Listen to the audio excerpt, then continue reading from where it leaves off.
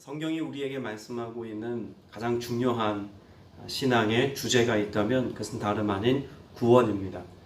하나님께서 예수 그리스도를 통해서 우리에게 구원 역사를 베푸신 그 은혜의 사건은 단지 신약 성경에만 우리에게 이루어진 사건으로 기록되는 것이 아니라 이미 창세기에서부터 구약이 시작되어지는 시점에서부터 구약의 모든 하나님에 속한 말씀 가운데 이미 하나님이 나타내시고 또 말씀으로 보여주시고 또 우리의 삶에 경험할 수 있도록 하나님이 우리에게 가르쳐 주신 진리의 내용이라는 것입니다. 구원이라고 하는 것을 우리가 생각하면 제일 먼저 생각하기 쉬운 것이 이 땅에서의 삶을 마치고 천국 가는 정도를 우리는 구원이라고 정의 내리는 이들도 어렵지 않게 만날 수 있습니다. 물론 구원 안에는 유한한 이 땅에서의 삶을 끝내고 그래서 육신에 갇힌 삶을 살아가는 우리의 삶의 그런 유한함을 끝내고 나면 천국에 이르게 되는 삶을 분명히 포함하고 있다는 것을 부인할 수 없습니다. 오히려 그것은 우리의 삶에 무엇보다도 놓칠 수 없는 가장 중요한 이슈이기도 하죠.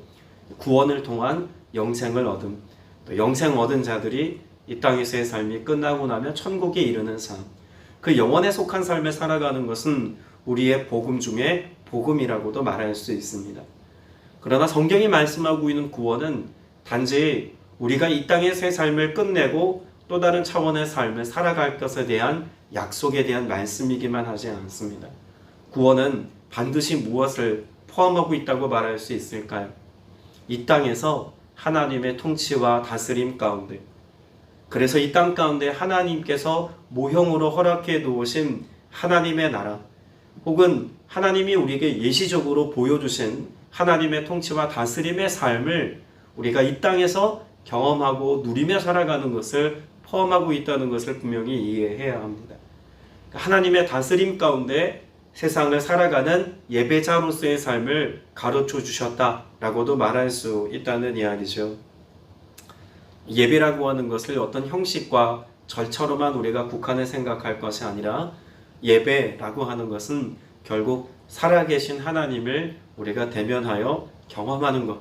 그래서 그 하나님의 세미한 음성을 듣고 또 함께 하시는 하나님의 통치와 다스림 가운데 우리가 순종하고 믿음으로 반응하며 살아가는 것을 의미한다고 본다면 예배는 어떤 형식이라기보다는 하나님이 우리에게 허락해 놓으신 구원 역사를 우리의 삶 속에서 주님과 더불어 인격적으로 경험하는 모든 것을 포함하고 있다라고 말해도 과언이 아닐 것입니다.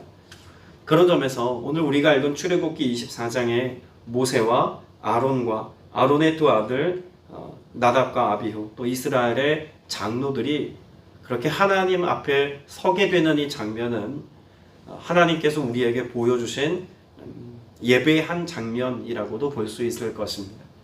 그러니까 결국 오늘 저와 여러분이 성전에 나와 예배하는 것 혹은 온라인으로 예배하는 것 그 어떤 형태이든지 간에 예배라고 하는 것을 생각한다면 하나님 앞에 서는 것, 그래서 하나님과 인격적으로 교제하고 교통하여서 그 음성을 듣고 그 임재 안에 거하는 것을 우리가 전제로 하고 있다는 것을 생각해 보아야 합니다.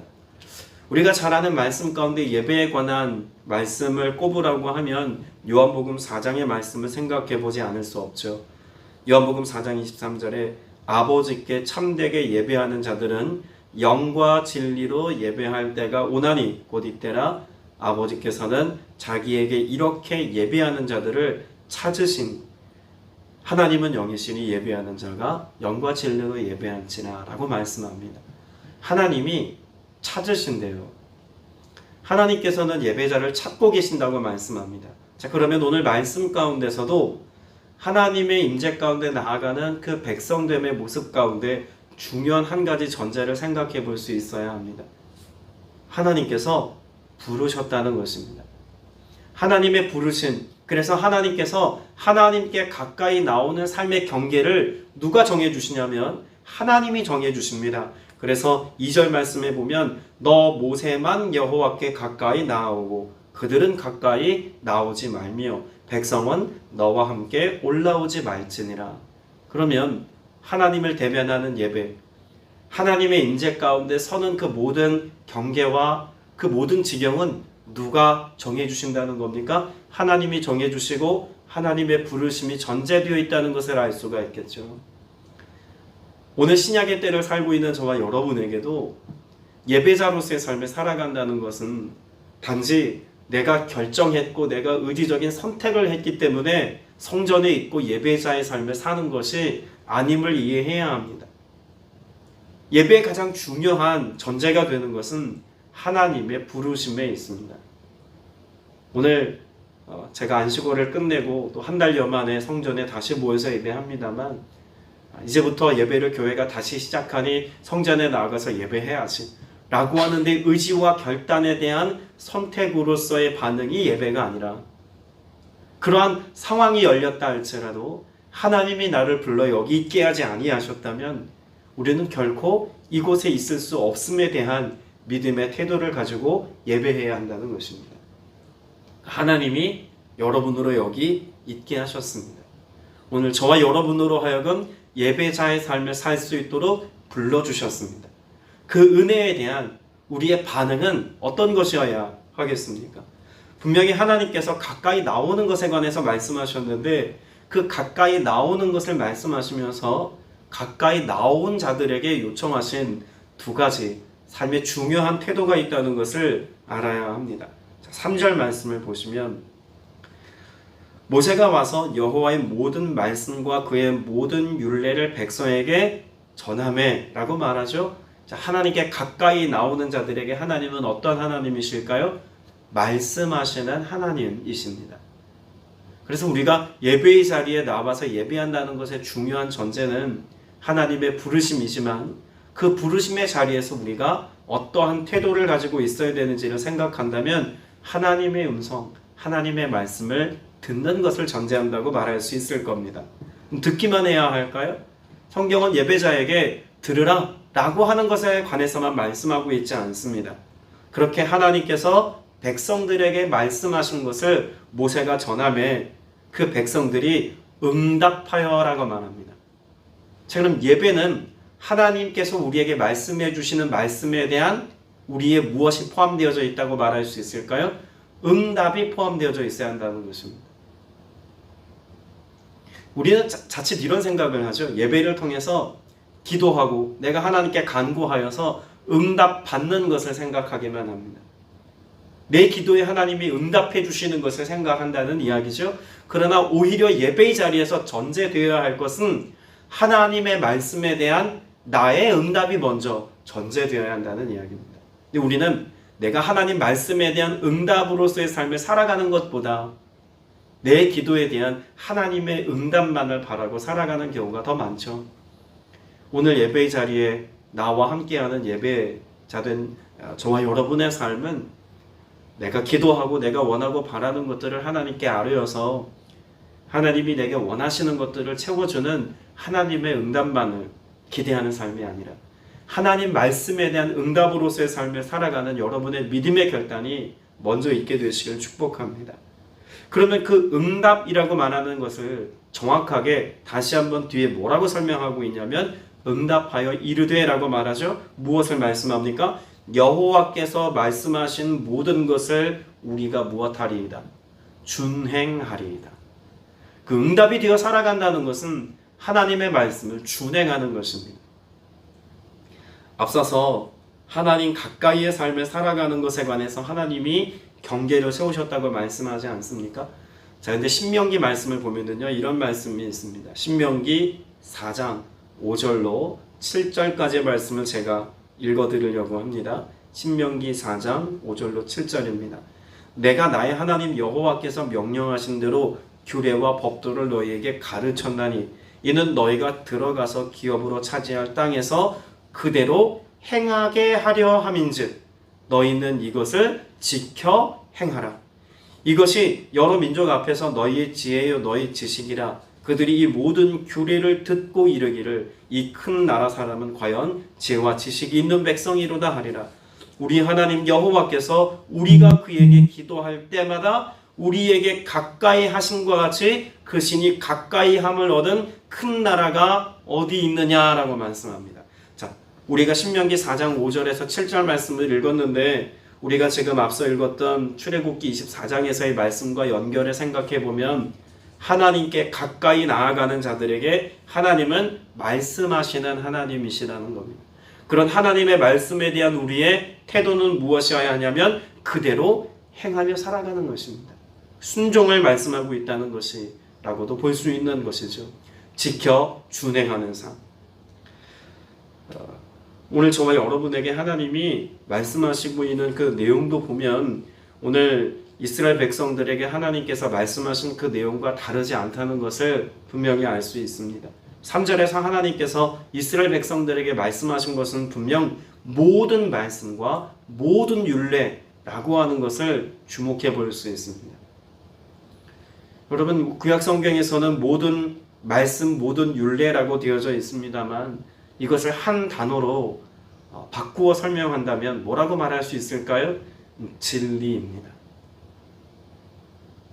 앞서 읽었던 요한복음 4장에서 분명히 우리가 하나님을 대면하는 영적인 예배로서의 예배자 되어짐을 우리가 살펴보지 않았습니까? 근데 영으로 하나님의 임재와 현존을 우리가 인식하면서 그 하나님의 음성을 듣는 것으로서의 예배자로서의 삶을 살아가는 것도 중요하지만 그런 하나님의 임재와 현존하심 앞에서 그 말씀에 대하여서 우리가 무엇으로 예배해야 한다고 말씀합니까? 진리로 예배해야 한다고 말씀합니다. 그 말은 단지 진리를 분별하거나 이해하거나 깨닫거나 알아듣는 정도에 그치는 예배자의 모습을 말씀하는 것이 아니죠. 진리로 예배한다는 것은 하나님의 말씀에 대한 반응과 응답이 되어서 내가 그 하나님의 말씀을 무엇한다는 것입니까? 준행한다는 것입니다. 진리로 예배한다는 것은 하나님의 말씀을 준행하는 것이다 라고 정의할 수 있다는 이야기인 것이죠. 오늘 저와 여러분의 삶 속에서 그런 하나님의 말씀을 듣고 또 그 말씀에 대한 분별을 가지고 오늘을 살아가는 모든 시간 속에서 그냥 오늘 성전에 나와 설교 듣고 이 말씀이 이런 의미였구나 깨닫는 차원에 머문다면 우리는 반쪽짜리 예배를 드리는 겁니다. 진정한 예배, 온전한 예배는 예배 현장에서 하나님의 말씀을 듣는 때에만 증명되는 것이 아니라 그 말씀을 받은 내가 내 삶의 현장인 가정에서, 일터에서, 삶의 지경에서 준행하며 살아갈 때 그것이 온전한 예배가 드려졌다라고 말할 수 있는 내용이라는 것이죠. 더불어서 그렇게 하나님의 말씀을 준행하는 삶에 대한 내용을 가르치는 것과 더불어 오늘 본문에서는 또 다른 중요한 사실 한 가지를 말씀합니다.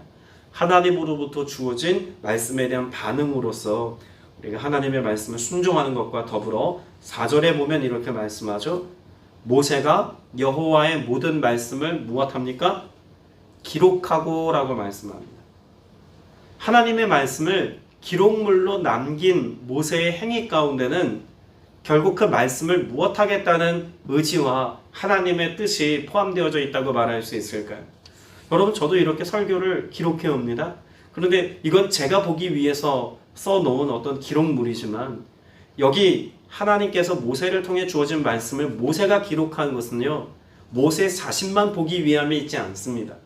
모세가 이 말씀을 무엇하기 위해서 기록했을까요? 전달 혹은 전승하기 위하여서 말씀을 기록한 것입니다.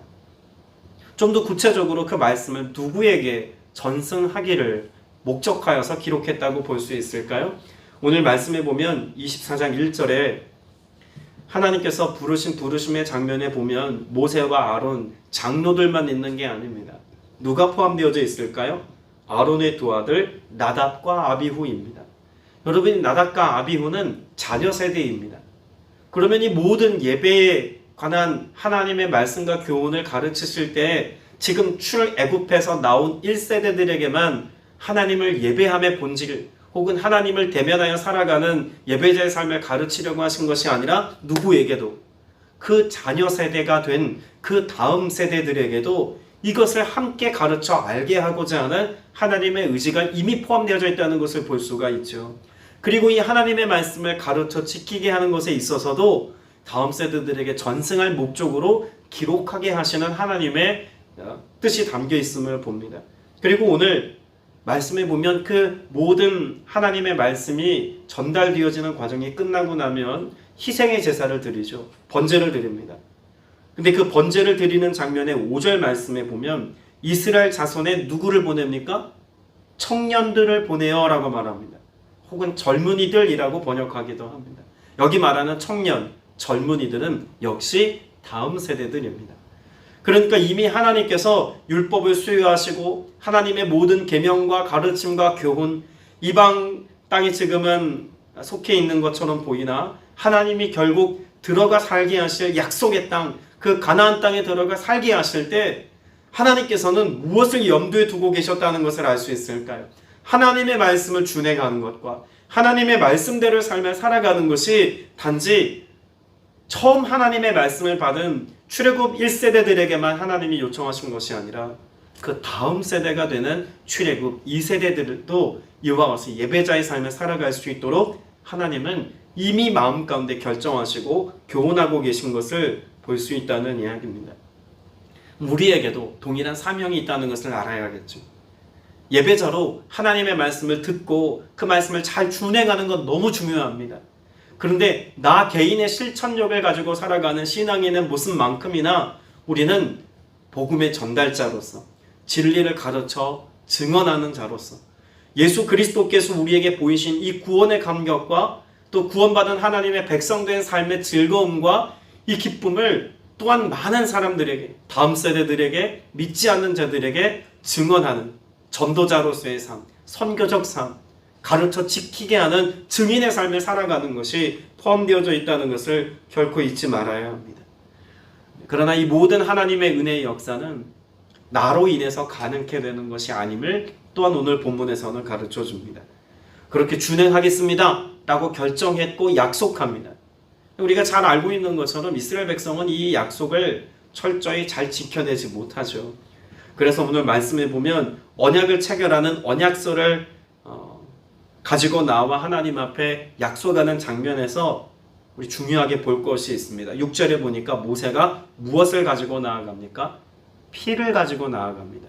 그래서 반은 양푼에 담고 반은 제단에 뿌리죠. 그리고 그 나머지 그 양푼에 담겨있는 그 피를 가지고는 무엇 하냐면 8절에 보니까 모세가 그 피를 가지고 뭐합니까? 백성에게 뿌리며 라고 말합니다. 여러분, 이 피뿌림이라고 하는 것을 통해서 하나님의 언약을 준행하기까지 그들의 무엇됨을 이미 전제하고 있다고 볼 수 있을까요? 그들의 허물입니다. 하나님의 언약을 지켜 준행하기에는 그들이 자력으로 그 말씀을 준행하는 자의 삶에 이를 만한 정결함이나 또 온전함이 그들의 삶에 이루어지지 않았음을 이미 성경은 포함하고 말씀해 주고 있는 것이죠. 무엇을 통해서 우리가 하나님 앞에 예배자로 온전히 살아갈 수 있겠습니까? 예수 그리스도의 보혈의 공로와 은혜 아니면 우리가 하나님께 대하여 언약을 지키듯 하나님의 말씀을 준행하는 삶을 살아가는 것이 애초에 불가능한 존재인 것을 이 희생의 제사를 통해서도 면밀히 보여주고 있다는 이야기입니다. 이건 하나의 모형이죠. 그러면 신약의 때를 살아가는 우리가 예수 그리스도께서 말씀이시고 또한 예수님께서 주신 말씀을 우리가 듣고 이해하고 분별하며 살아가는 동안 그 하나님의 말씀에 대한 실천력을 가지고 살아간다는 것은, 준행한다는 것은 내 의지적인 결단으로 인한 결과가 아니라 예수 그리스도께서 우리에게 이루어 놓으신 은혜로 말미암은 결과물임을 말씀을 통해서 발견할 수 있다는 겁니다. 주님이 십자가 위에서 나를 대신해 주고 주신 희생의 제사를 통해서 하나님 가까이 나아가게 되었습니다. 그 가까이 나아감을 통해서 우리는 언제든지 얼마든지 하나님의 음성과 말씀을 들을 수 있는 은혜의 길이 열렸고, 또한 그렇게 하나님 가까이의 삶을 살아갈 때 주님은 우리 가운데 성전 삼으시고 임재해 오늘도 함께 계심을 통해서 진리의 영이신 성령이 내 안에 계심을 통해서 하나님의 말씀을 이루며 살아가는 삶을 살 수 있게 하셨다는 것도 우리는 은혜로 누리며 산다는 것을 또 발견할 수 있어야 합니다. 자, 그런 점에서 예배는 곧 은혜입니다. 예배가 은혜된다는 것은 설교가 내 귀에 듣기 좋아서가 아니라 예배를 통해서 우리가 은혜를 누렸다는 것은 단지 내 기도에 대한 응답으로서 어떤 하나님의 메시지가 주어졌기 때문이 아니라 나를 속량하시고 하나님 앞에 나오기까지 행하신 그 십자가의 사랑을 내가 온전히 깨닫고 오늘 내가 누림을 통해서 우리가 그 놀라우신 구원의 역사를 우리가 다시 한번 믿음으로 고백할 수 있게 되었기 때문에 그 예배가 은혜되었다라고 말할 수 있는 것입니다. 여러분, 오늘 이 예배도 마찬가지입니다. 오늘의 예배도 은혜될 수 있는 것은 어떤 구약의 말씀의 어려운 구절을 이해했기 때문만이 아니라 주님은 이렇게 구약의 말씀에서부터 구원하시기까지 예배의 길을 통해서 하나님 가까이의 삶을 살아갈 수 있는 가능성의 길을 하나님이 열어놓으셨다는 사실 앞에서, 이 은혜 앞에서 감격하는 것이고 또 감사할 수 있는 것이어야 합니다.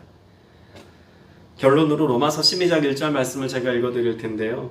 로마서 12장 1절 말씀은 우리가 잘 아는 말씀입니다. 그러므로 형제들아, 내가 하나님의 모든 자비하심으로 너희를 권하노니 너희 몸을 하나님이 기뻐하시는 거룩한 산 제물로 드리라. 이는 너희가 드릴 영적 예배니라.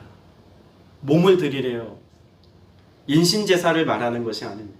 몸을 드린다는 것은 결국 내 의지와 내 욕심과 내 성품과 육체를 따라 살아가려고 하는 내 죄악된 본성, 이 모든 것들이 십자가에 못 박힌 바 되어지고 예수 그리스도를 닮은 자로서의 삶을 준행하는 것, 그 말씀에 순종하며 반응하는 것, 내가 하나님의 응답이 되어 살아가는 것, 여러분 이것을 분명히 말씀하고 있다는 것을 발견할 수 있게 되시기를 바랍니다.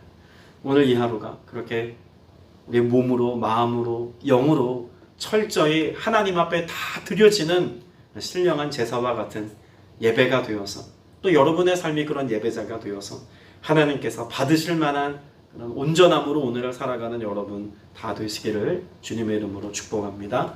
함께 기도드리겠습니다. 은혜가 풍성하신 아버지 하나님, 하나님께서 우리에게 가르쳐 주신 진리의 말씀 안에서 그 말씀을 준행하며 실천하며 살아가는 기쁨을 누리는 복된 하루가 되기를 간절히 소망합니다. 하나님 말씀을 머리로 깨닫고 가슴으로 감동받는 정도로 끝나는 것이 아니라 하나님 이것이 삶이 되기를 원합니다.